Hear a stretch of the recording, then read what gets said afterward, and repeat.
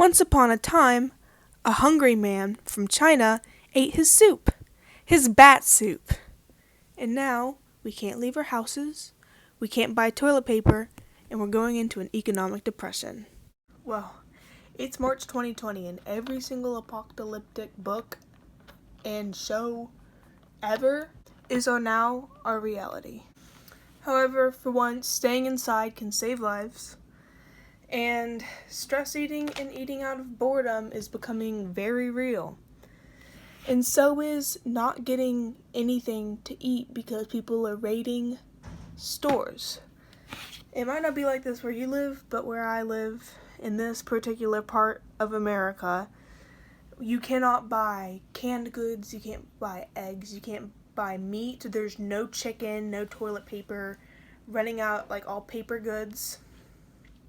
None of that. No cheese. No anything really. No bread.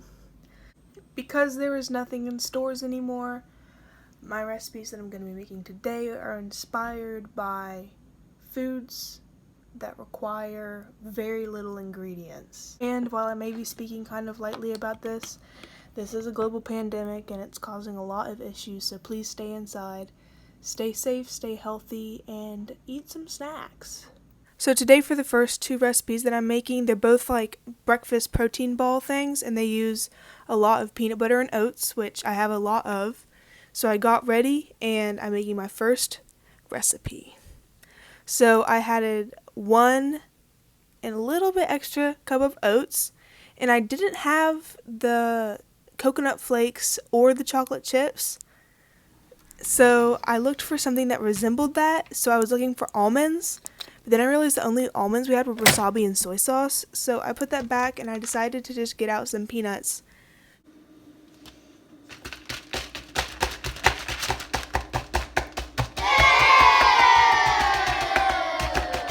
After processing the peanuts to a desirable size, I added half of them in because I was going to use them for another recipe, but I just ended up not, so I just ate them later.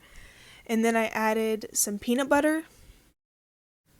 Like half a cup, yeah. I just used up the rest of the whole jar.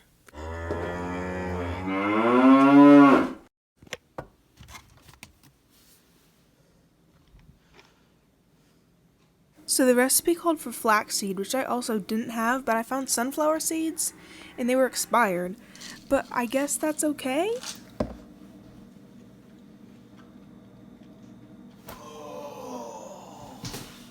I added a small amount of the sunflower seeds just because. And then the honey.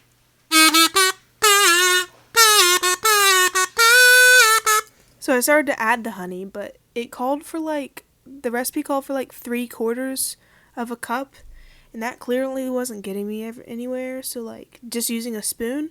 So I decided to pour some in. And I oop.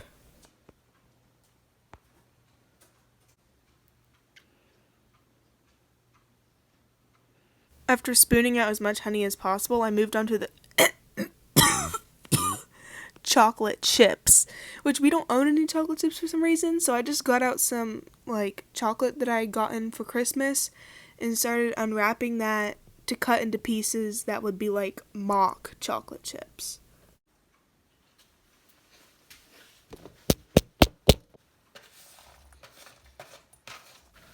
Next, I added the gourmet chocolates that my grandma gave me for Christmas. They're so good, by the way. These ones have almond in them, since I wanted to incorporate an almond flavor in before. So I added them, and I also added almond extract, like a little tiny bit, like a tiny little touch.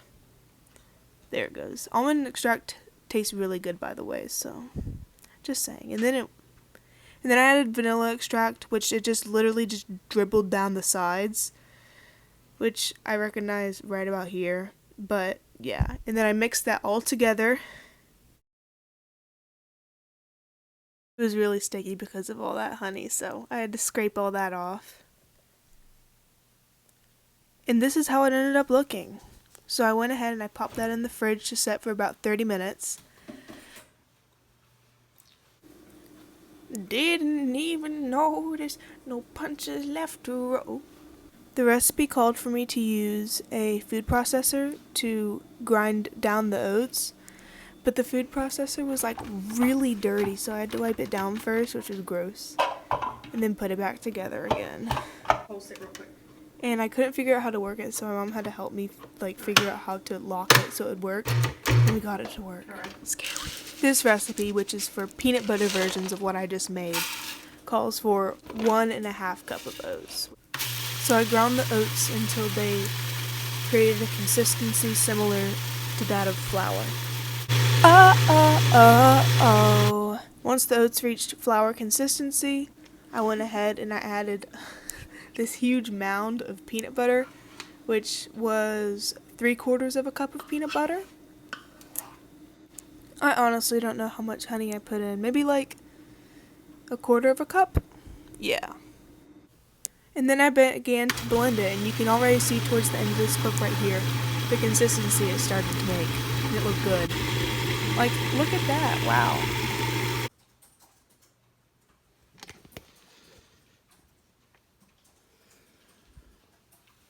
After wafting in the wonderful smells of peanut butter, I was able to start forming the balls without refrigerating them first.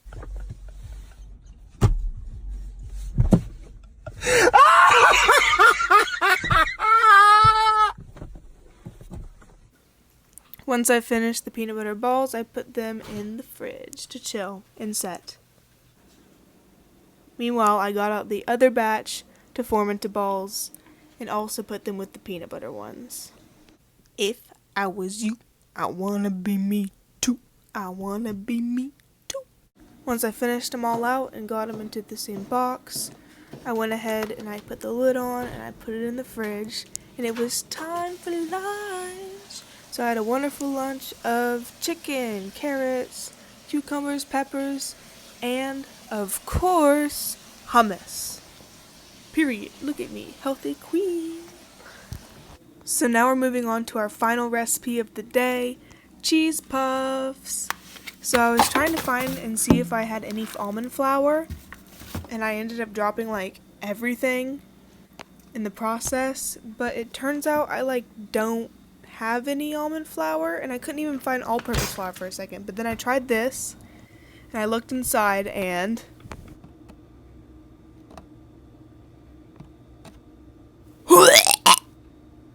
so then I set that aside, and then got another big bag of flour, and I looked, and right where I just zoomed in, there was a bug, but it's okay, it's whatever. So I set out my sheet, and I foiled it up, oiled it up, and I got my cheese out, which the recipe calls for cheddar cheese, but I don't have any of that, so instead I used Monterey Jack, Parmesan, and mozzarella. I probably used a total of 1/2 cup of cheese, and yeah, now the cheese puffs are white. I put in this tiny little amount of flour that didn't appear to be infested with bugs. Then I added a little bit of baking powder. I don't know how much. It was like 1/2 teaspoon. I don't know how much that is. Look at how big that egg is. Jumbo white. After adding in the egg, I was scrolling through my phone and I realized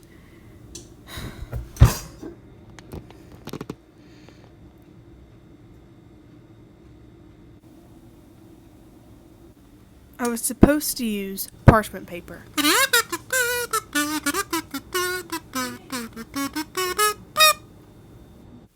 So I stirred all of the ingredients together so that they would make a sort of a dough, I guess, and so that I could put them on a baking sheet and cook them in a 400-degree oven. And once I was finished, this is what the consistency looked like. I thought that it needed a little something extra, so I started exploring the spice cabinet.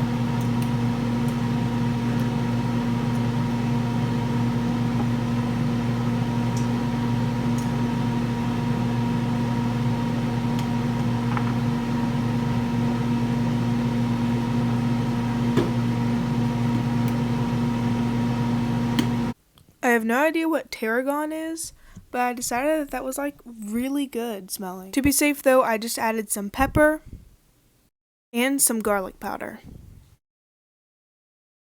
I tried to process them so they would kind of like form a ball, but it wasn't really working, and they were like, as you can see, they were kind of falling apart, but it was okay. Then I got scared and it took me 3 tries to put them in the oven. Jesus, get this thing.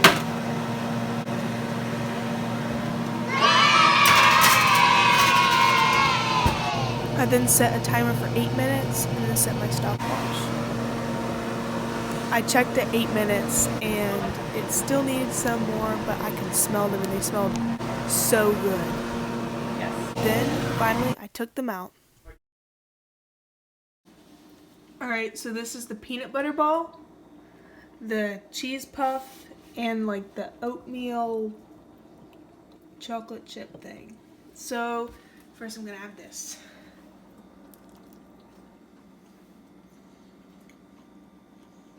I keep getting like little wafts of almond extract, and I think that was a good idea on my part to add that because it adds like a sweet but nutty taste to it, along with the peanuts and the sunflower seed.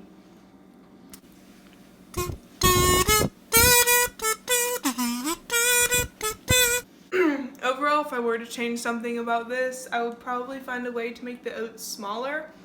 Like, in this one, I liked how they ground, like you grind it and you process it, blend it, whatever, almost into like a flour. I'm gonna do the peanut butter one.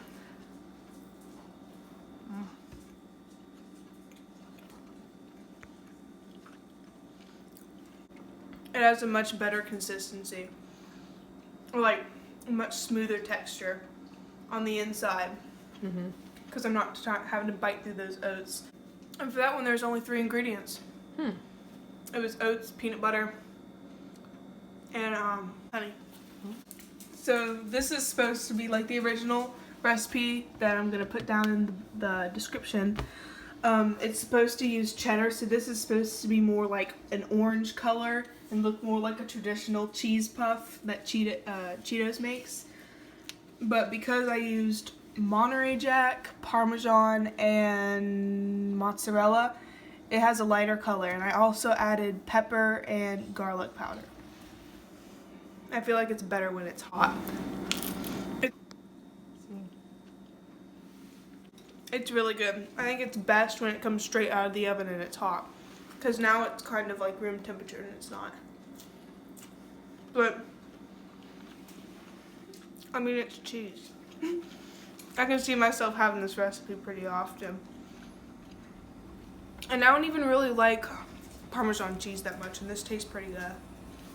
So overall, a productive quarantine snack day. So much for watching. Stay safe, stay strong, stay healthy, stay inside, and keep eating. I hope you like my recipes, and please give me any constructive